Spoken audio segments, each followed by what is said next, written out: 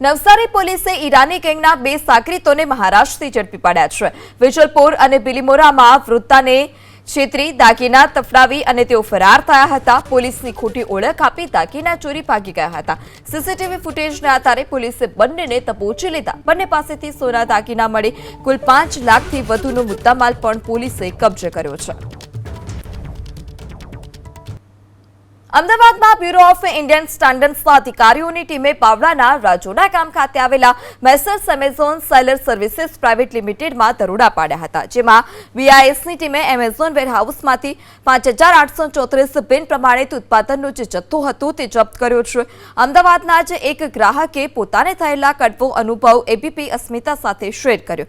ખોખરા વિસ્તારમાં રહેતા પ્રિન્સે પોતાના બાળક માટે ઓનલાઈન એમેઝોનમાંથી સેફ્ટી ગાર્ડ કીટ મંગાવી હતી, પરંતુ આ પ્રોડક્ટ ઓનલાઈન જોયેલી કરતા તદ્દન અલગ આવી અને તેની ગુણવત્તા પણ ખરાબ હતી। 16 માર્ચે 400 રૂપિયા ચૂકવીને મેળવેલી પ્રોડક્ટ 23 માર્ચે પાછી મોકલવા ગ્રાહકે અરજી કરી હતી અને આ પ્રોડક્ટની હલકી ગુણવત્તાના પુરાવા પણ ગ્રાહકે એબીપી અસ્મિતા સમક્ષ રજૂ કર્યા છે। ભોગ બનનાર ગ્રાહકે સ્વીકાર્યું કે સમયના અભાવે લોકો અત્યારે ઓનલાઈન શોપિંગ તરફ વળ્યા છે, પરંતુ ઓનલાઈન પ્રોડક્ટમાં ઘણી વખત છેતરાવાનો પણ વખત આવે છે।